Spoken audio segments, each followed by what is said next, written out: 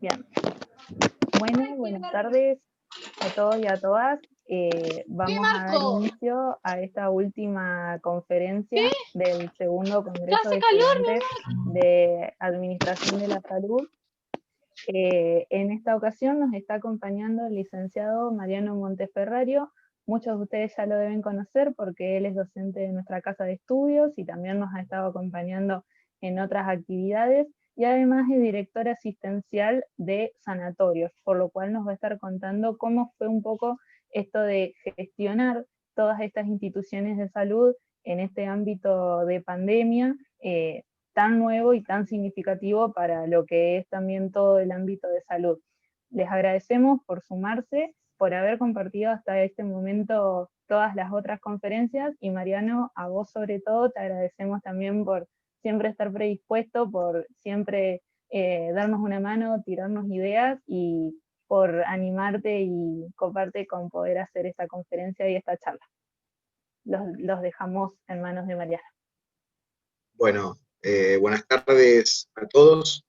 La verdad que, chicas, uno valora un montón el laburo que se hace para poder llevar adelante estas experiencias. Le contaba yo recién con las chicas que hablaba que a mí me tocó en mi época de estudiante hacer lo mismo. Integré también el centro de estudiantes y he participado en organizar charlas, invitar profesores. Bueno, hoy me toca estar del otro lado. Les cuento para los que no me conocen, o para los que me conocen menos, que yo, bueno, me gradué hace 22 años. No, en realidad me gradué, comencé a estudiar hace 22 años, me gradué hace 18, hace 20 que soy profe en la facultad. Empecé siendo alumno y transité toda la escala docente. Hace 8 años, durante 8 años participé, perdón, en la gestión de la escuela, y hace 2, bueno, estoy en las cátedras, estoy con un par de proyectos de investigación y de transferencia, acompañando a Germán, y siempre pude volver a estos espacios con una hermosa interacción con los del centro de estudiantes, con los alumnos o con los profes. Me parece que son ámbitos súper interesantes para poder compartir cosas y entre todos analizar. Les quiero contar que, bueno, yo soy licenciado en Administración de Salud, como ustedes van a hacerlo en un tiempo, y también decirles que, bueno, que me ha tocado en estos últimos años dirigir distintas empresas y poder llegar hasta lugares muy importantes dentro de la profesión, y que creo que tenemos una visión que muchas veces no todos la tienen, que tenemos una visión holística de las empresas, que particularmente yo voy a mostrar algunas cuestiones que nos tocaron con COVID, y tener la importancia de la organización de los servicios de salud fue algo hiper importante, y nuestra mirada creo que sumó un montón, porque es donde se conjugaron un montón de situaciones en una pandemia y en un formato que muy poco conocíamos de cómo poder gestionar nuestras empresas. Parece, comenzamos con la presentación para que la vayamos viendo. Tiene algunas cuestiones interactivas, algunos videitos que traje para poder mostrarles, y espero no aburrirlos. Para mí es un formato también nuevo a la hora de poder ir compartiendo, y por ahí también me gustaría que las chicas, si por ahí me excedo, quieren hacer una pregunta o quieren ir buscando cosas, me paren y yo vaya interactuando con todos ustedes. Si les parece, comenzamos con la presentación.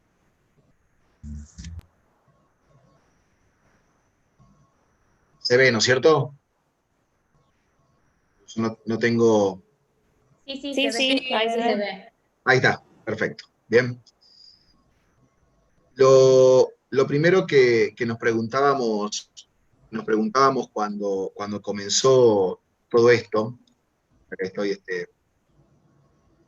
era, nosotros empezamos a hablar en Argentina y en este espacio en el mes de febrero, digamos, a fines de febrero. Ya se acuerdan que veníamos viendo lo que había pasado en Europa, lo que había comenzado en China a fines de diciembre, y nuestra gran pregunta en las instituciones era, bueno, todos vamos a atender pacientes con COVID, nos vamos a enfermar, o sea, ¿estamos preparados? ¿Cuál era nuestra forma de prepararnos? Por eso la idea mía de la presentación era poder presentar esto como este gran dilema que teníamos todos allá por inicios del mes de marzo, y para eso nos llevó mucho trabajo y hasta el día de hoy tenemos mucho trabajo atrás.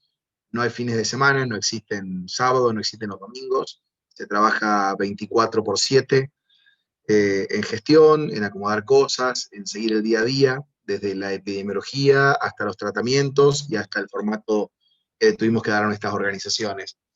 Nuestra primera pregunta era, ¿estamos preparados? Y nuestras primeras respuestas empezaban a ser, ¿preparados para qué? ¿Qué teníamos que atender? ¿Con qué nos íbamos a encontrar? La lucha por los insumos, la primera cuestión de los respiradores, o sea, había un montón de cosas que veíamos de Europa y de la pandemia que nos chocaban bastantes. Inicialmente, yo acá lo que quise transmitirles fue lo que eran las primeras guías que leíamos. La primera guía nacional que surgió nos explicaba qué era el coronavirus, ¿bien? O sea, no es uno, que son varios, que son muchos. En definitiva, MERS o SARS ya eran una serie de virus. Por supuesto que un poco la historia, todos sabíamos que había surgido en esta ciudad China, la interrelación de los mercados, eh, se identificó como COVID-19, y hasta acá mucho de esto todavía no teníamos los primeros casos. Hacia el mes de febrero, recuerden que podía aparecer algún caso en Buenos Aires, la mayoría de esto había sido por el tema vuelos. Pasábamos una situación de bastante incertidumbre, hasta el 20 de marzo, donde se decreta nuestro esquema de empezar en el aislamiento.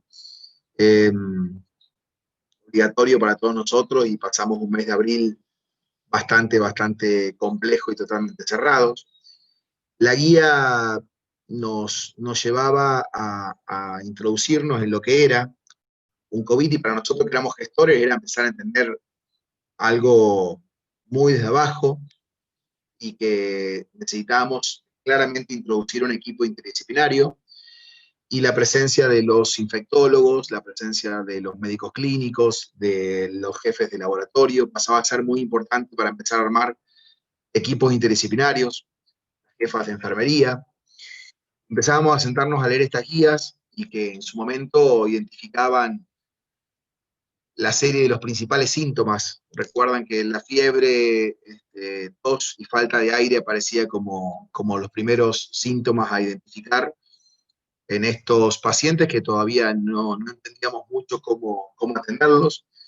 Pérdida de gusto, pérdida de olfato, dolor de garganta, diarrea, eran los síntomas que se iban agregando y que se iban interrelacionando, y empezaban a aparecer las primeras reuniones interinstituciones con los ministerios, y a interactuar en un sistema sanitario como el nuestro, que es heterogéneo, que es de múltiples organizaciones, empezar a diagramar las distintas estrategias de atención de esta demanda, y empezar a leer los distintos informes, que en ese momento daban panoramas que poco pasaron inicialmente, por lo menos en la provincia nuestra y en cómo llegó todo, pero que parecían bastante catastróficos si nos remitimos a los primeros días de marzo, donde hablábamos que a mitad de mayo íbamos a tener el pico. Al principio era a fines de abril, luego fue mitad de mayo.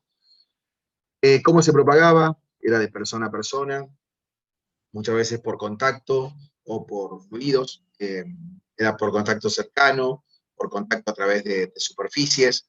Empezamos a entender y a diagramar normas para cuidarnos de esto. ¿Quiénes eran las personas que más riesgo tenían? El personal de salud, las personas mayores de 60 años, aquellas personas con patologías de base. Todo esto que nosotros hoy lo vemos como algo bastante común, llevó para principios de abril, fines de marzo, un esquema de capacitación, a leer las primeras guías, a entender rápidamente y a educarnos. Tuvimos que reeducarnos como sociedad, a empezar a conocer lo que era actuar en pandemia y a organizar nuestras instituciones contra reloj. Todo lo que vamos a ver a posterior es un contrarreloj. Contrarreloj porque tampoco sabíamos nosotros cómo se iba a poder administrar la pandemia en la Argentina y cómo esta famosa achatamiento de curva podía llegar a que no se sature el sistema. Una medida fundamental de prevención era el lavado de manos, y volvíamos a insistir con lavado de manos y fundamentalmente nosotros a poner en valor lo que venía siendo el trabajo de los comités de infecciones y la insistencia sobre el lavado de manos en cada una de las instituciones. Mantener la distancia de 1,5 metros o 2 metros sobre personas, evitar tocarse nariz, cara y ojos, y utilizar correctamente lo que a ese momento eran los famosos EPP, y lo siguen siendo, pero eran 3 siglas que poco tenían que ver con nosotros. Son los elementos de protección personal que, bueno, estaban recomendados por vigilancia epidemiológica y control de infecciones para todas las instituciones. Inicialmente era poder juntarnos, poder empezar a leer esta guía y poder empezar a trabajar con medidas, fíjense que son bastante básicas, indispensables, educar, porque hasta acá nuestro gran desafío era educar. La guía después tenía 4 objetivos, que acá donde a mí me llamaba mucho la atención, porque toda guía clínica tiene muchas veces una etapa muy grande del tratamiento de la patología. Y acá claramente tenía una visión muy importante hacia la organización de las instituciones. Entonces nosotros, rápidamente, como ustedes ya sabrán, si bien hay distintos medicamentos, antibióticos, drogas que se están utilizando hoy para poder dar tratamiento, no hay una vacuna hoy que lo prevenga, ni hay un tratamiento efectivo. Directamente hay hoy distintos en desarrollo, y algunas cuestiones que dan mejor o peores rendimientos sobre la atención, pero sí era claro 4 objetivos importantes para evitar la propagación dentro de las instituciones y en general. Punto 1 era identificar rápidamente al paciente. Fíjense que muchos de estos objetivos tenían que ver con la organización de las instituciones. Y ahí es donde nuestro rol forma parte muy importante, que es quienes miran la organización desde el punto de vista de la funcionalidad, que después era atar todo esto, y es donde a uno se le viene a la cabeza los manuales de organización y funcionamiento, donde a uno se le viene a la cabeza los esquemas de acreditación de las instituciones, donde a uno se le viene a la cabeza las distintas normas organizativas, y donde se empieza a trabajar un montón en esto que era darle un nuevo orden, dar una nueva normalidad a nuestras instituciones. Entonces, cuando leíamos los objetivos, era identificación oportuna en el triage. El paciente debía ser identificado rápidamente y aislado, y darle un circuito de atención diferente al resto de los pacientes de la institución. Y para eso generar áreas correspondientes para esa atención, dado la propagación que tenía la enfermedad. El segundo, el uso correcto de los elementos de protección personal, para evitar que nuestro personal se contagie. Como veíamos anteriormente, en la filmina anterior decía cuál era el grupo de riesgo. El grupo de riesgo era nuestro personal de salud. Eran personas que muchas veces tenían también mayor de 60 años o patologías de base, pero nosotros teníamos que cuidar claramente a nuestro personal de salud, médicos, enfermeros, administrativos. Entonces, debíamos reeducar y educar sobre el uso correcto de los elementos de protección, que no son tan sencillos, eran varios, que tienen usos determinados. Debíamos tener un diagnóstico precoz de la enfermedad, y eso tenía que ver más con una conducta y una política de salud pública. Hoy la gran discusión son los testeos, siempre lo fue. Cuanto más testeemos, cuanto más rápidamente detectemos, más podemos aislar. La única forma de la prevención más importante es el aislamiento, y es la conducta social. Yo lo escuchaba a Ginés la semana pasada, y realmente yo coincido mucho con el formato en que se fue abordando la pandemia. Cuanto menos gente se contagie, menos gente se enferma. Cuanto menos gente se enferma, menos ocupación de camas leves o de mediana complejidad tenemos, y cuanto menos personas leves o de mediana complejidad tenemos, menos camas de terapia intensiva luego se utilizan. Esto es claro, nosotros debemos cuidarnos, debemos generar conciencia social para evitar la propagación de la enfermedad y evitar la propagación de la enfermedad fundamentalmente hacia los grupos de personas de riesgo y hacia los adultos mayores, que son los grupos más vulnerables. Entonces, claramente el diagnóstico precoz era muy importante. Y el cuarto punto era evitar la circulación del paciente con sospecho, con diagnóstico confirmado por la institución. O sea, debíamos trabajar en un área diferente, poder aislarlo, identificarlo claramente, dar un uso de los elementos de protección y darle un tratamiento adecuado en tiempo y forma. No era menor pensar todo esto porque nuestras instituciones, muchas no están preparadas para tener distintos sectores de atención. Tuvimos que salir todos a entender, a charlar mucho con los infectólogos, con las enfermeras dedicadas a infecciones, para poder trabajar y crear áreas específicas de trabajo. Y yo les copié las definiciones de caso sospechoso, las personas con 2 o más de los siguientes síntomas, esta es la última que salió. El criterio 2 era un síntoma para todo aquel que sea personal de salud, que reside en instituciones cerradas, en barrios. O sea, empezamos a ya tener ya una definición muy concreta de lo que era para nosotros el caso sospechoso, el caso confirmado, los convivientes de los casos confirmados, el aislamiento por 14 días, los aislamientos por 10 días. Empezamos a tener una claridad un poco mayor. El criterio 3 está más vinculado a la pediatría. Y empezábamos a ya tener una idea más concreta, que siempre, fíjense que el criterio de caso sospechoso o caso no confirmado, pero sí sospechoso, se fue ampliando para tratar de abarcar a la mayor cantidad de población en los testeos.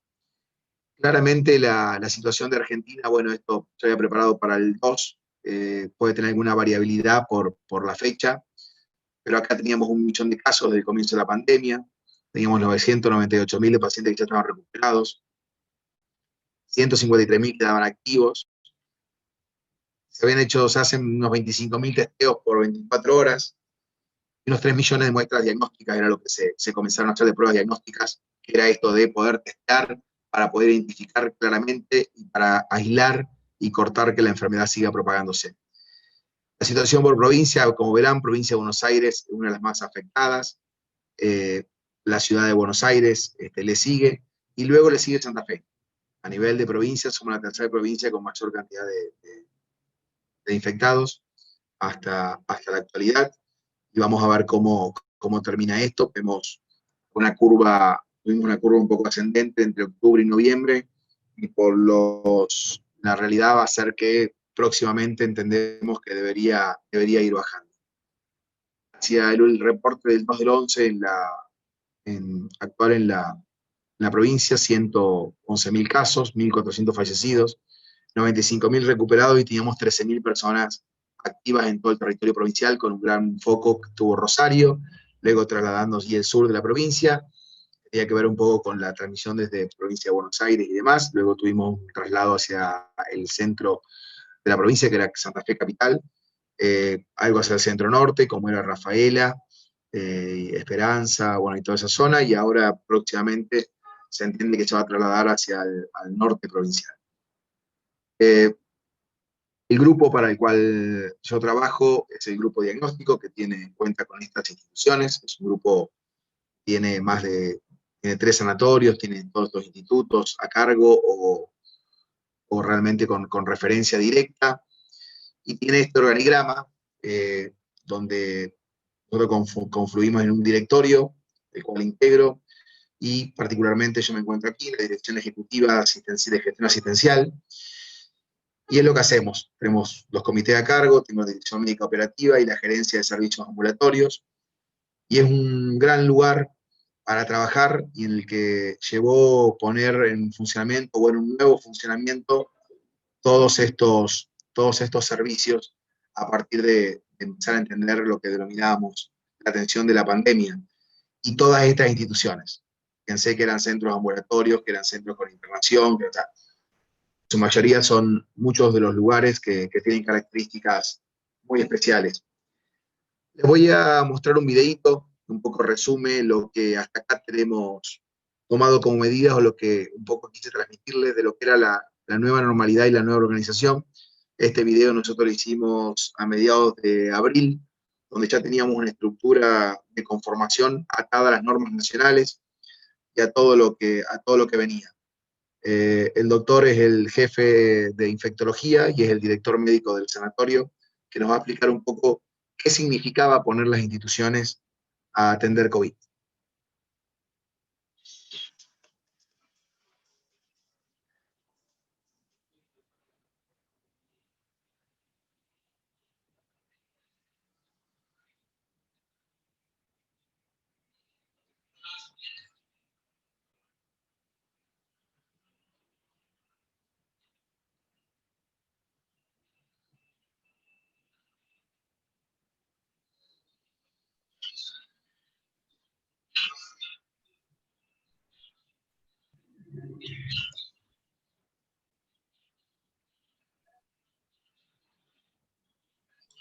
Mariano, ¿el video tiene sonido? Porque yo Sí. no estoy escuchando. ¿Se escucha? ¿No se escucha el videito? Yo no lo escucho. No se escucha nada, Mariano. ¿No se escucha, Mario? No, Yo se lo escucho, escucha. pero muy bajito. Ah, No se escucha. no se escucha. Bueno, lo voy a, si les muestro las imágenes, a lo mejor yo después les cuento un poquitito, lo voy a adelantar para mostrarles algunas imágenes. Si yo hablo, ¿se escucha? Arriba Sí, el a video. vos Sí. Sí, a vos sí te escuchás. Si yo hablo arriba del video, ¿se escucha? Sí, sí, Mariano. Bien. Entonces lo que yo voy a ir haciendo, le voy a ir comentando algunas cosas del video. De alguna manera está bastante claro algunas cuestiones. Lo que Alejandro explica hasta acá es las medidas que se fueron tomando para atender los pacientes sospechosos o confirmados, y que la primera medida inicial era poner en marcha un triage. ¿Se acuerdan lo que decía la norma? Cuanto más rápidamente identifiquemos y podamos darle un circuito diferente al paciente, esto va a ser muy importante. Entonces lo que van a ver acá es poner adelante el circuito del paciente.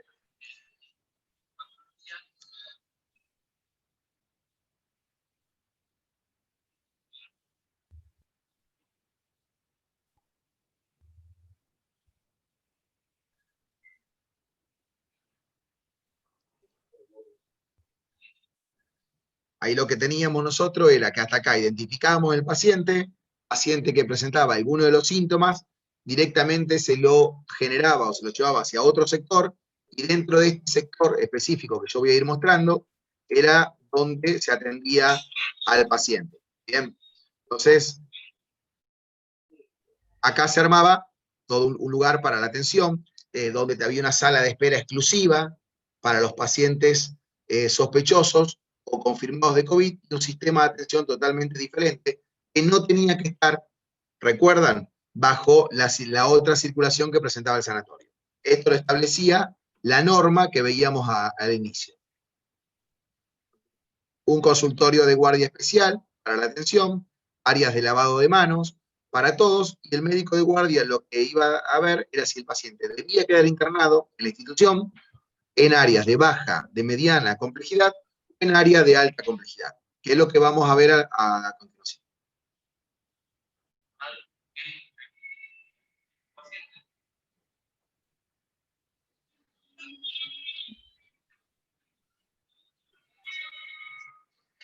El médico se va cambiando y luego va a determinar dónde se va a internar. Fíjense que ahí lo que vimos a continuación fue cómo se fue vistiendo el médico. Quiero ir pasándolo. Acá hay un área para estudios, cuando el paciente estaba en ambulatorio y requería algún estudio de laboratorio o radiología totalmente sin transitar con el resto de la población. Y ahora vamos a ver las áreas de internación.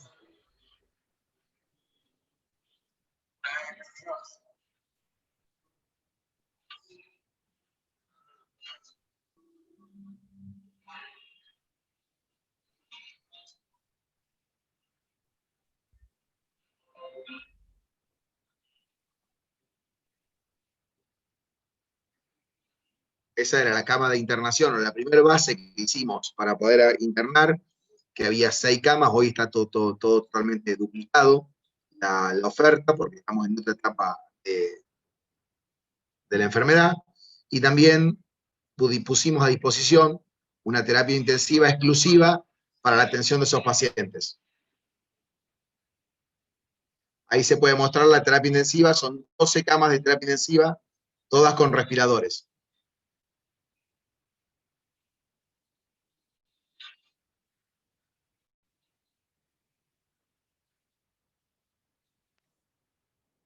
Todo esto lo que queríamos mostrar era que inicialmente tuvimos que adaptar la institución a poner a disposición un consultorio médico específico, un triage médico con una identificación rápida del paciente, el consultorio de guardia específico y 2 áreas de internación, para pacientes leves o para pacientes complicados.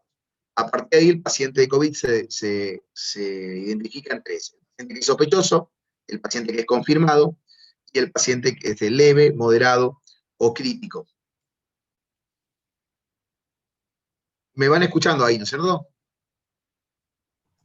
Sí, se escucha bien. Bien, bien. ¿Qué medidas fuimos tomando? Una pena que el videito tiene sonido, pero una pena que no se pudo escuchar. ¿Qué medidas se tomaron? Se conformó un comité de crisis, esto fue muy importante. El comité de crisis tenía que estar formado por la mayor cantidad de personas y de manera interdisciplinaria, porque había que educar en la forma de atención, había que educar en la organización, había una nueva organización para toda la institución. Había formatos de cómo atender, había formatos de cómo vestirnos, había formatos de cómo tratar a los pacientes, a familiares. Fíjense que no hay más circulación de familiares adentro de las instituciones, se suspendieron las visitas, se tuvo que tomar una nueva señalética, había que educar. Pero en el educar nosotros tenemos 350 empleados, más 200 médicos. Había que reeducar a 550 personas en un nuevo formato de atención. Para eso necesitábamos un comité de crisis que se conformó con no menos de 50 personas, al mando del comité de infecciones y del director médico, que es el doctor Alejandro Crespo, que es el infectólogo. Se hicieron reuniones interdisciplinarias, se empezó a trabajar muchísimo y se empezó a escribir todo y trabajar en protocolos de intervención, e interrelacionarnos con otras instituciones y con el Ministerio de Salud de la provincia. Se realizó la modificación de estructura en tiempo récord, todo lo que ven ahí, que era una sala de espera exclusiva, los consultorios de la guardia, la adaptación de habitaciones especiales, todo eso se hizo en menos de un mes, había parte de estructura que ya estaba hecha y se reubicó distintos espacios para poder trabajar adecuadamente. Se implementaron protocolos para cirugías, uso barbijo para acompañantes, derivación e ingreso de pacientes. Había que educar a todos los derivadores, cómo llegaban los pacientes, por qué, las reuniones con las empresas de ambulancia, y un montón de medidas de comunicación y prevención. Implementación de medidas de prevención para el personal, aplicación de la vacuna antigripal, la entrega y la distribución de elementos de protección. Yo, para que ustedes tengan una idea, los barbijos N95, que era un barbijo para los equipos de protección 3, que costaban 90 pesos o 70 pesos para el mes de febrero, lo llegaron a vender a 900 pesos. Esta era nuestra realidad de abril. Un barbijo común que costaba 2 pesos, que hoy cuesta 7, se llegó a pagar cerca de 60 o 70 pesos. O sea, los precios volaban, la oferta no estaba, había muchísima demanda. Si recordarán, mi equipamiento, ¿se acuerdan? De China, mi equipamiento de Estados Unidos, les llevaban elementos de protección, había empresas produciendo barbijos, que era un tapaboca, todo muy normal hoy, pero muy poco conocido hacia el mes de febrero. Entender que era un tapaboca, nos hicimos especialistas en barbijos, distintos tipos de barbijos, tricapa, bicapa, distintas telas, la compra de respiradores que valían entre 500 y 600 mil pesos, se fueron a más de 1.200.000, 1.300.000, están al día de la fecha, y también así tampoco se conseguían. Gracias a Dios la curva se pudo amesetar y demoró un tiempo en llegar, lo que nos permitió ordenar nuestras instituciones y poder tener los insumos necesarios. Tuvimos que hacer cambios administrativos y cambios de sistemas. Cuando todo se cerró, nos llegó un nuevo régimen. Tuvimos que presentar protocolos ante los distintos ministerios. Y fíjense la conformación de los comités. Los comités tenían no menos de 50 o 60 personas, con todos los jefes de la unidad, con todos los jefes de servicio, con todas las personas de la administración, con todos los sectores de enfermería, de los sanatorios asociados a nosotros, las unidades ambulatorias. Todos debíamos transitar una nueva normalidad y una nueva forma de atención y tratamiento del paciente. Las reuniones comenzaron el 20 de febrero. En ese momento hasta hacíamos las reuniones aislado, las llegamos a hacer en terrazas, las llegamos a hacer en lugares de pocas personas, hasta que, bueno, todos nos hicimos o nos apegamos a tener reuniones por Meet, a tener reuniones por Zoom. Esto no existía. Empezamos a ver las normas de la SADI, de la SATI, de ADESI, que son las distintas asociaciones que empezaron a publicar, y del Ministerio de Salud de la provincia y de Nación. Tuvimos reuniones del Comité de Infecciones y empezamos a modificar la infraestructura, que yo lo mostraba un poco en el video. Hicimos lugares con atención exclusiva, cerramos circulaciones en la institución y empezamos a trabajar fuertemente con ingresos independientes, con salas de espera, con un sector de triage. Antes que la gente llegue a ingresar a la institución, se preguntaba, ¿se acuerdan que ahora ya es muy común que nos tomen la fiebre al entrar a un súper, nos ponen alcohol en gel, todo esto era abril, era marzo o abril, era poner en funcionamiento la institución, y fíjense el rol que nosotros como licenciados en Administración de Salud podíamos tener y tuvimos, y bueno, y a mí me tocó participar de esto porque era reorganizar, era una de las únicas oportunidades que teníamos de organizar todo de serio, en muy poco tiempo, y necesariamente con equipos interdisciplinarios.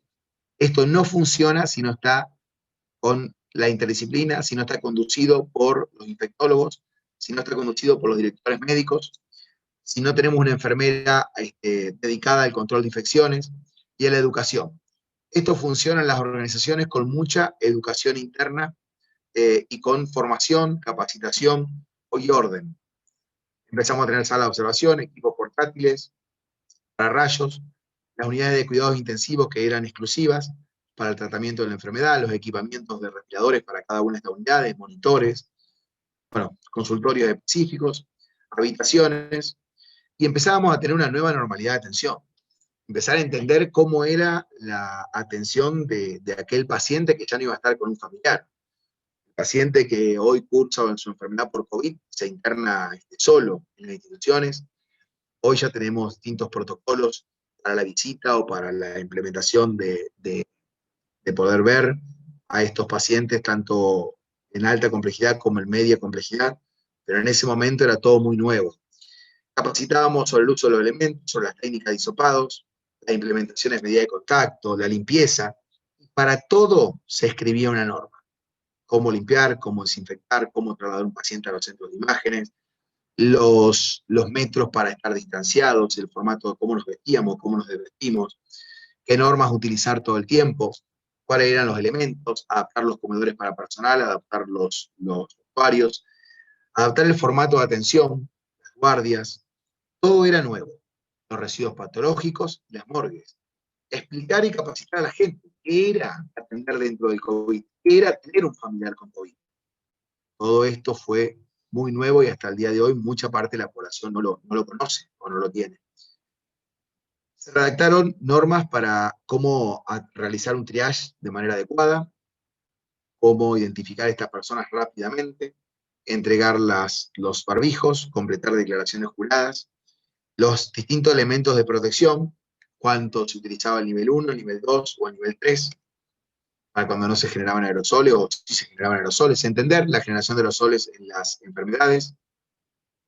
Y acá empezamos ya a redactar después en el tiempo el uso de protocolos para los acompañantes, o barbijos quirúrgicos, la derivación o ingresos o traslado de los pacientes, cómo educar a los centros de menor complejidad que derivaban estos pacientes con COVID y no COVID, la redacción de protocolos para el personal de salud, porque empezamos a tener nuestros casos de personal de salud. Inicialmente nosotros aislamos al personal, el 30% del personal de las instituciones de salud dejó de trabajar en el mes de abril, por edad avanzada, por patología de riesgo, por embarazo, 30% del personal dejó de trabajar, y después, ya entrados sobre agosto y septiembre, empezaron a aparecer los casos que muchos no estaban vinculados hacia el trabajo adentro de la organización, sino que eran, una vez que tuvimos circulación comunitaria, eran en su mayoría contagios que venían desde el exterior, por un contacto estrecho con un familiar, por un contacto estrecho con un amigo, por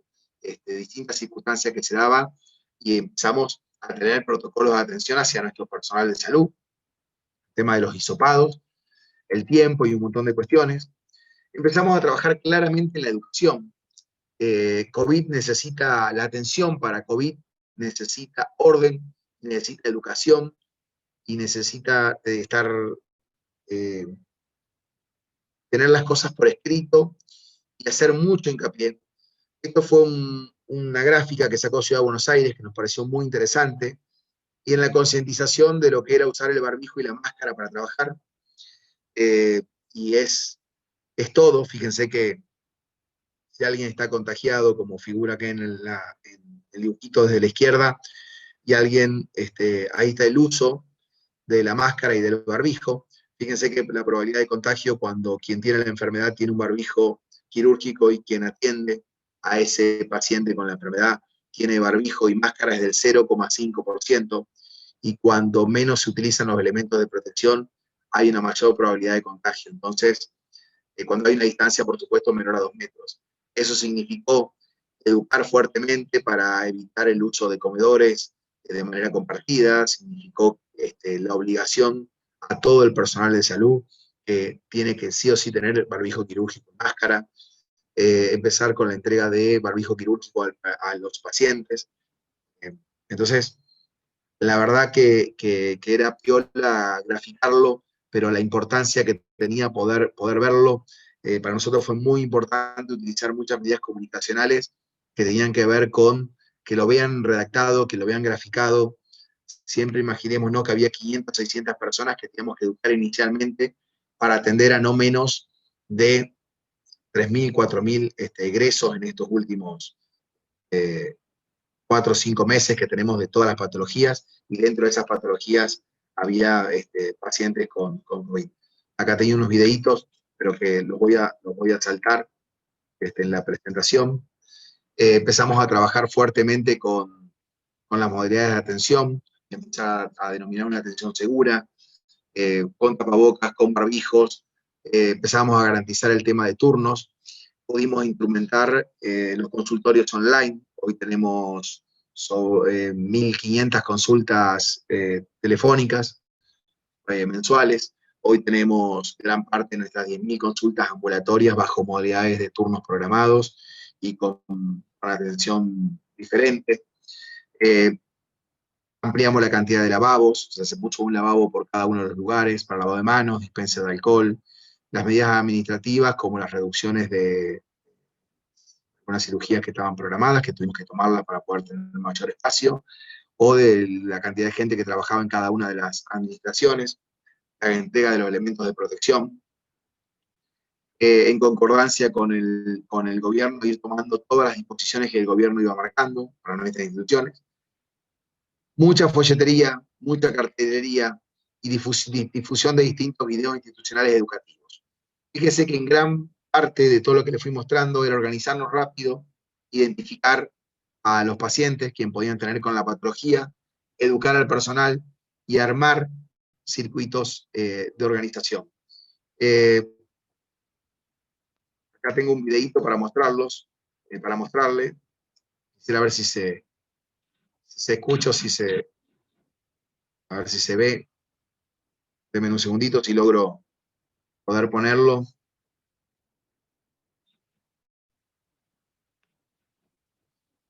Tiene un poquito de sonido, ¿se escucha?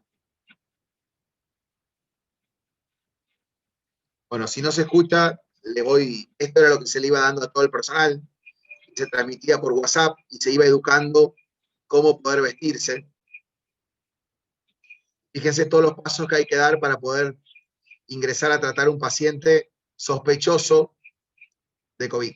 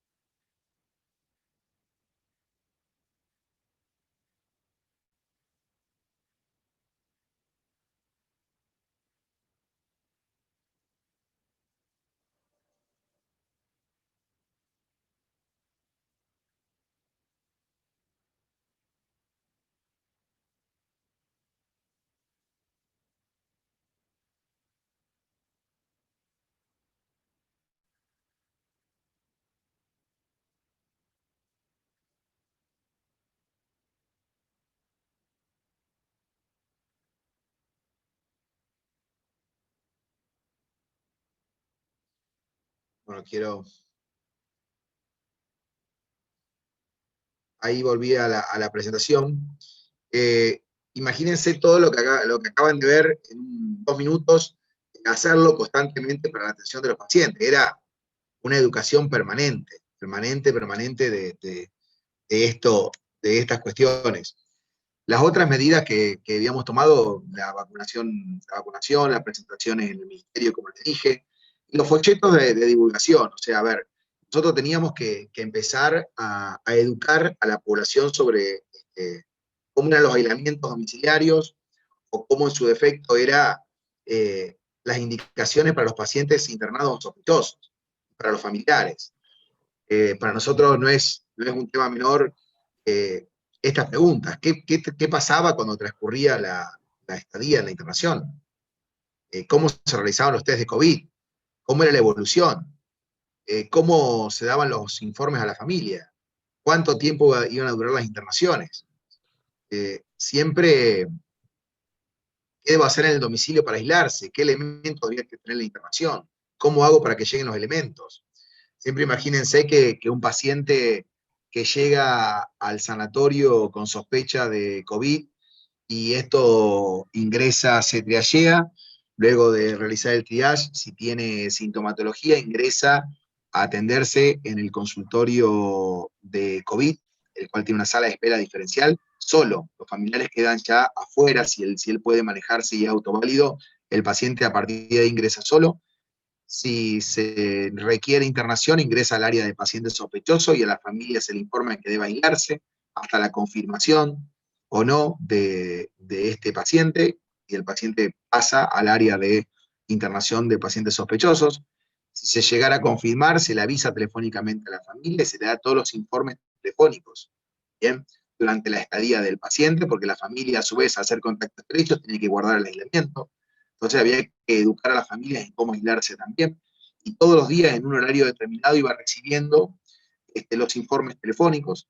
Si había alguien que no era conviviente de podía venir a verlo, y se hicieron protocolos especiales para poder ver a estos pacientes, tanto en piso como también en UTI, cumpliendo con todas las medidas y el formato que ustedes acaban de ver con protocolos son muy específicos, con un acompañamiento, porque las áreas son áreas totalmente cerradas y que ingresa solamente el personal que los va atendiendo a cada uno de estos pacientes.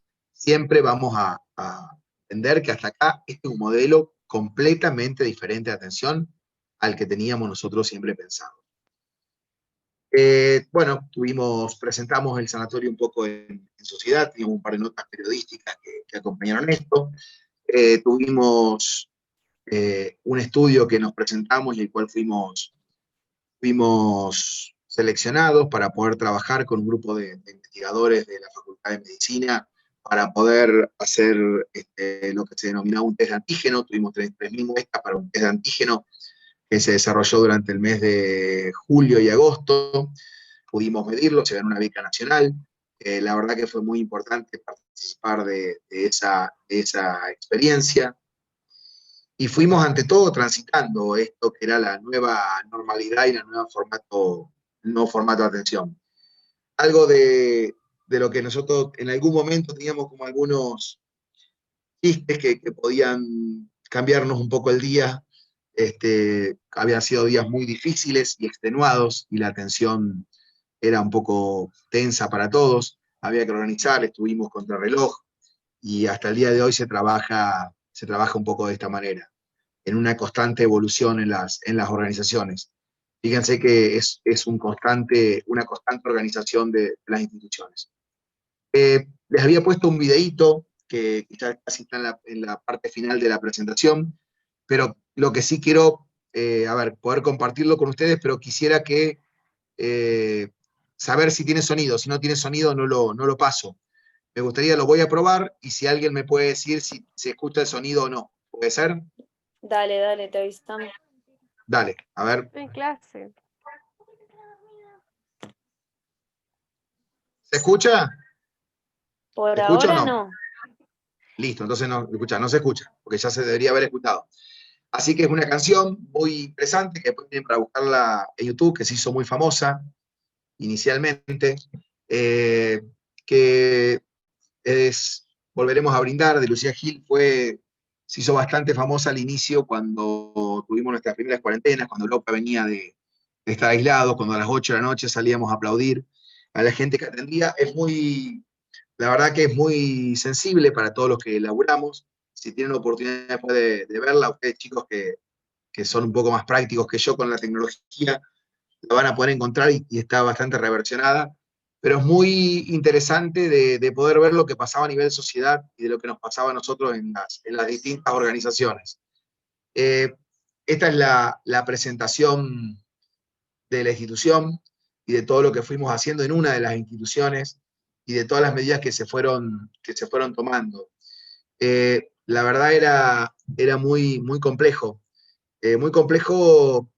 todo hasta el día de hoy, poder organizarlo, poder reescribir la forma en que trabajan nuestras instituciones, es trabajar el día a día, educar. En el medio de eso también parte de nuestro personal se nos enfermó, parte de nuestro personal no pudo trabajar. Todos nos tenemos que cuidar de una manera distinta, se nos cruzan temas personales, temas individuales, el formato de las organizaciones. COVID llegó para quedarse y para cambiar el formato en el que teníamos pensado todo, y cómo en poquito tiempo tuvimos que readaptar nuestras instituciones y ponerlas en valor, y poner en valor el recurso humano. Todo esto se puede hacer siempre y cuando ustedes tengan un equipo de trabajo. Esto solo se logra con un verdadero equipo, no un grupo de profesionales, sino un equipo que tire todo para el mismo lado. Nosotros tenemos que agradecer.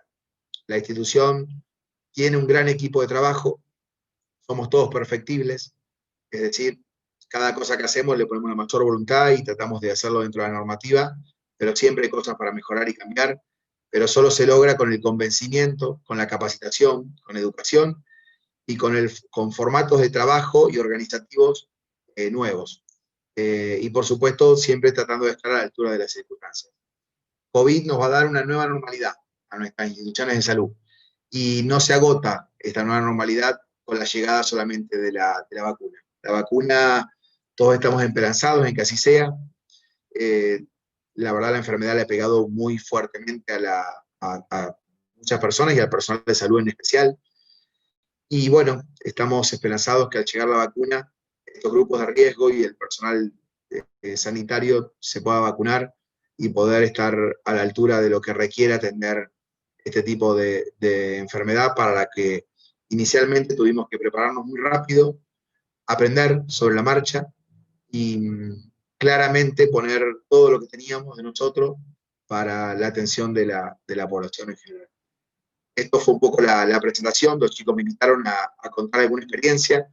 Como administrador de salud, lo que les puedo decir es que claramente pudimos usar todos nuestros conocimientos, claramente el trabajo en equipo, la interdisciplina y el eje que tenemos nosotros sobre la organización de servicios de salud se veía totalmente identificado en estas normas de trabajo y en lo que pudimos hacer en poco tiempo. Para eso necesitábamos tener fundamentos técnicos, y esos fundamentos técnicos claramente nos lo da nuestra carrera.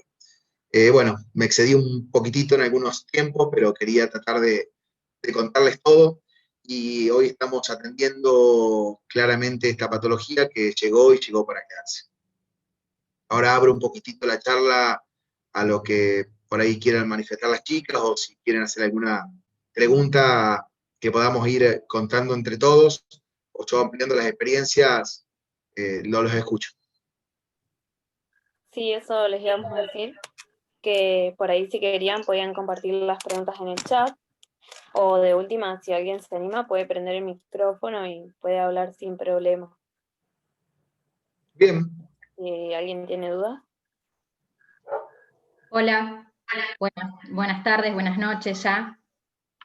Yo me fui anotando algunas preguntas que me iban surgiendo durante la charla, así que te voy a decir las 5 preguntas que me anoté todas juntas y vos elegís cómo responderlas. Bárbaro, capaz que no me acuerdo de todas, pero voy a ir por partes. Dale. Bueno, la primera es, viste que en Santa Fe algunas instituciones de salud pedían un hisopado negativo para lo que eran las cesáreas programadas o las cirugías que llevaban varios días de internación. ¿Qué pensás de eso? porque fue muy mediático, salió en muchos diarios, o sea, como una queja de la gente, porque además las obras sociales no le cubrían el hisopado y era bastante caro. ¿Qué pensás y si en la institución de ustedes lo utilizaron como herramienta, como estrategia? Te tiro la otra, o de a una. No, pues si querés voy porque son medias largas. Dale. Y a ver, nosotros en realidad, más que mi opinión personal, en realidad nosotros lo que hacemos todo esto es trasladarlo a un comité de infectología, que es quien conduce las estrategias en la organización. Particularmente nosotros no utilizamos el hisopado preventivo, porque ya era una época que había circulación, y nos adherimos a la norma que tenía el Ministerio de Salud de la provincia, donde sugería que para estas atenciones programadas, como era fundamentalmente los nacimientos, sea por parto o por cesárea, pero era la prestación del nacimiento o alguna cirugía programada, no se solicitaba de manera preventiva el hisopado. Entonces, inicialmente nosotros, como estrategia de prevención y de trabajo, se fortaleció el triage, se entregaban elementos de protección personal y se fortalecieron esas herramientas. O sea, nosotros le entregábamos elementos de protección personal, o sea, desde siempre a todo el personal de salud, pero también lo empezamos a hacer con el barbijo quirúrgico a todos los pacientes. Y cuando ustedes veían el grafiquito sobre los contagios o no, por supuesto, eso también iba acompañado de un triage muy, muy riguroso, y no lo utilizamos nosotros como estrategia en ese momento al hisopado preventivo, adhiriéndonos particularmente a lo que había publicado el Ministerio de Salud de provincia. Sé que se mediatizó en ese momento y bueno, hubo instituciones que a través de su comité de infección y su normativa de trabajo determinaron que era la mejor alternativa poder hacerlo. Los afiliados, muchos salieron, o algunas organizaciones, a demandar particularmente que esto no era lo más adecuado. Los financiadores tampoco lo financiaban en ese momento. O sea, hoy eso cambió bastante. Hoy los financiadores, hay un grupo de financiadores que ya hoy se está financiando el hisopado preventivo, hoy se solicitan para algunas prácticas, sí, fundamentalmente las que tienen alguna aerosolización o algún riesgo mayor. Hoy eso medianamente creo que fue transitando durante la pandemia, fueron épocas. Nosotros no lo utilizamos nunca como medida porque el comité determinó que no era la medida de protección que íbamos a utilizar. Bien, bárbaro. ¿Sigo yo? ¿Sí? Bueno, la otra cosa que mencionaste fue que desde abril, más o menos, trabajan con un 30% menos de personal debido a que eran mayores de edad o tenían alguna patología previa que los hacía personal de riesgo. ¿Cómo lo compensaron ese 30% menos? Tuvimos que tomar un 20% de personal. Nosotros teníamos una plantilla de 320 empleados, 330, y hoy tenemos 370. Lo que hizo que a 380, lo que hizo que las instituciones sean mucho más costosas, también para llevar adelante, claro. Gestionar con ese costo extra, muy complicado. Muy complicado porque aparte, vamos a ser claros, tampoco estaban, o sea, había que sacarlos de la atención y del trabajo, pero tampoco estaban cubiertos por la RT. Esto le pasó a todas las empresas, no solamente a nosotros, digamos. A ver, la normativa era clara de qué personal no podía trabajar, y fue realmente algo que nosotros venimos como instituciones tratando de demostrar, que nuestras estructuras de costos crecieron considerablemente por la atención de la pandemia, crecían porque los insumos estaban cada día más caros y la oferta era menor, crecieron claramente porque los medicamentos o antibióticos o drogas utilizadas se dispararon también los precios. O sea, la verdad que la pandemia nos arrastró no menos de un 40% más de costos en menos de un trimestre. Sí, además también que la demanda era menor, porque la gente no iba a los consultorios normalmente, no se hacía estudios, o sea, suspendía cirugías, o sea que también se trabajaba menos. Sí, fue todo, o sea, era una conjunción de cosas, o sea, los costos eran mayores, la oferta muchas veces se encontraba disponible y no utilizada, la población al principio tuvo mucho temor, inicialmente en abril no podíamos salir, sobre mayo se empezaron a flexibilizar algunas cosas, la gente fue muy cautelosa a la hora de poder desarrollarlo, empezaron a haber otro tipo de herramientas, y bueno, y de a poquito la demanda se va normalizando, pero para nada llegó a niveles de otros años. Bien. Bueno, y las tres últimas que tienen bastante que ver, así que te las digo juntas, es si tienen estadísticas de cuántos casos de COVID atendieron en el sanatorio, si hubo contagios dentro del sanatorio debido a la atención, o sea, que algún personal se haya contagiado por estar en atención, si eso es medible, digamos, y si tienen disposición de personal exclusivo para COVID, así como tienen áreas físicas, Sí, digamos, sí. y elementos, el personal.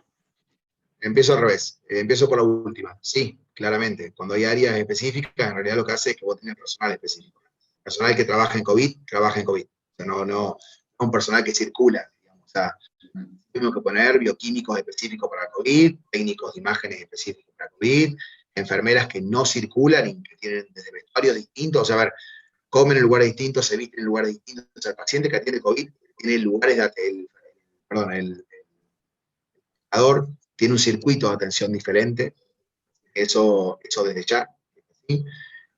Hasta el punto de, si tenemos medido las atenciones que tuvimos, sí, tuvimos 50 y pico de pacientes, 40 y pico de pacientes, 46, 47 pacientes en el mes de septiembre, 58, 59 pacientes en el mes de octubre atendidos.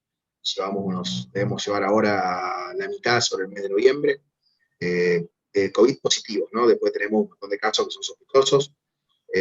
Esas atenciones muchas veces tienen prolongados de así que bueno, tuvimos una experiencia en la atención de todo esto. No tuvimos ningún pico importante de contagio intrainstitucional, que se haya contagiado. Una vez que los contagios, que ya hay circulación comunitaria, hay un esquema, los lugares de salud terminaron siendo muy rigurosos a la hora de aplicar protocolos internos, con lo cual hay mucho cuidado, no quiere decir que no se pueda dar algún esquema, uno trabaja firmemente, o sea, imagínense que son 550 personas, trabaja firmemente para que esto no suceda. Después estamos todos, un tema educativo, un tema de hábito y un tema de norma y de organización. Bien, bárbaro, bueno, muchas gracias. Gracias. Bien, acá hay otra pregunta. Si querés, Mariano, ya podés dejar de compartir pantalla. Porque vi que Bien. Ahí.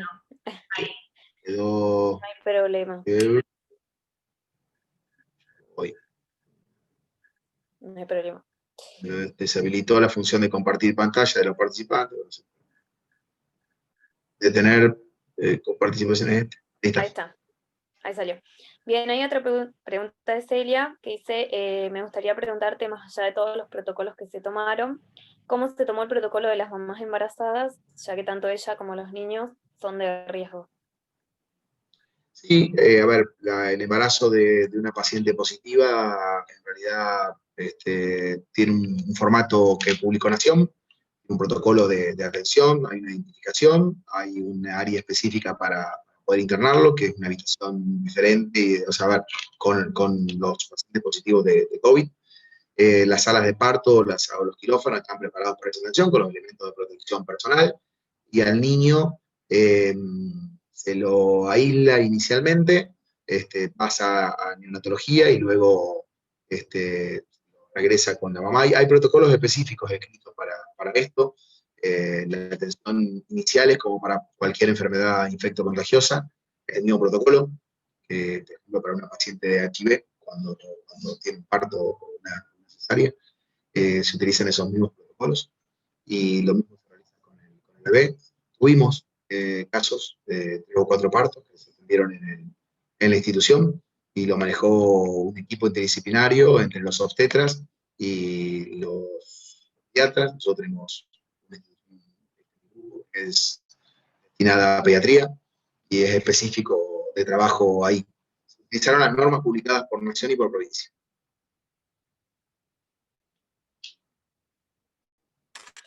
Bien, creo que no hay más dudas. No sé si alguien más tiene alguna duda en el chat, o si quiere abrir el micrófono para decirla. Si no, bueno, vamos para cerrar. Queríamos volver a agradecerte, Mariano, por haberte tomado el tiempo de estar acá con nosotros, por tu buena predisposición, por haber respondido todas las dudas y por esta última conferencia que fue súper clara. también les queremos agradecer a todos los disertantes que se estuvieron sumando en estos 2 días, en este segundo Congreso de Estudiantes de Administración de la Salud, a la gente del área de Inclusión y Calidad de Vida, Jazmín, Paula, las intérpretes que también nos estuvieron acompañando en estos 2 días, por su buena predisposición también, y bueno, por último, a todos los y las estudiantes que se estuvieron sumando en estos 2 días, que hicieron posible que podamos llevar a cabo un año más este Congreso de Estudiantes de Administración de la Salud. Sí, como con esto que decía Fer, damos por finalizado este segundo Congreso de Estudiantes de Administración de la Salud. Para nosotros es un orgullo poder garantizar estas actividades, ya que nos sirve a todos nosotros como formación, como futuros profesionales de la salud, y más que nada realizarla para esta carrera que es tan linda y que nos llena de contenidos todo el tiempo, y que bueno, también queremos agradecerles a todos los estudiantes que nos estuvieron aportando sus ideas para realizar estas charlas, porque bueno, al fin y al cabo, sin los estudiantes esto no se puede llevar a cabo, así que bueno, también agradecerles a todos ustedes por estar aportando. También queremos agradecer a la gestión de la Facu, tanto al director de la escuela como a la coordinación de la carrera, porque también ellos nos estuvieron ayudando en todo lo que es la organización. Y bueno, obviamente agradecerle, como decía la Fer, a todos los disertantes por estar participando y por ayudarnos a nosotros. Así que bueno, aunque este año fue bastante difícil, todos lo sabemos, estamos muy contentos de poder haber garantizado este congreso un año más, y espero que les haya gustado y que bueno, ojalá pronto nos podamos estar encontrando en la facultad. Así que bueno, muchas gracias a todos y a todas. Gracias, chicos. Gracias por el respeto y por el laburo y por escuchar. Abono firmemente estos espacios.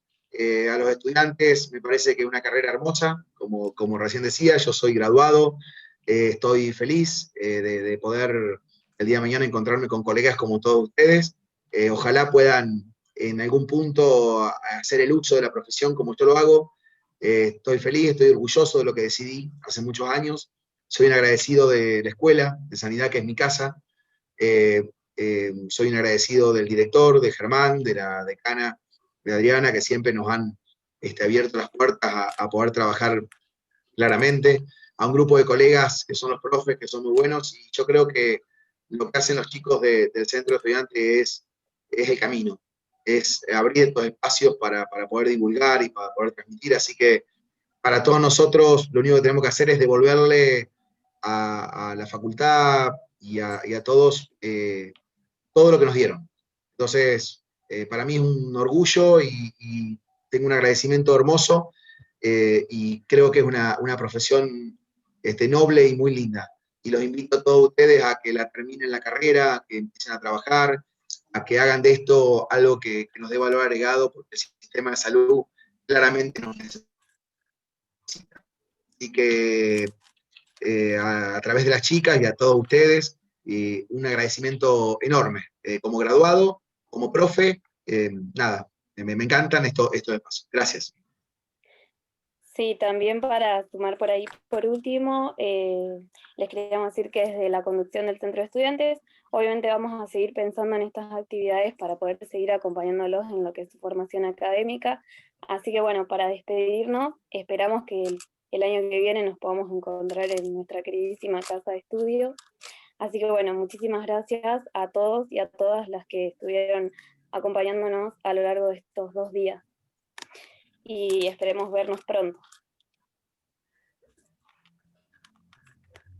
Muchas gracias. Gracias. Adiós. Chao chicos, muchas gracias.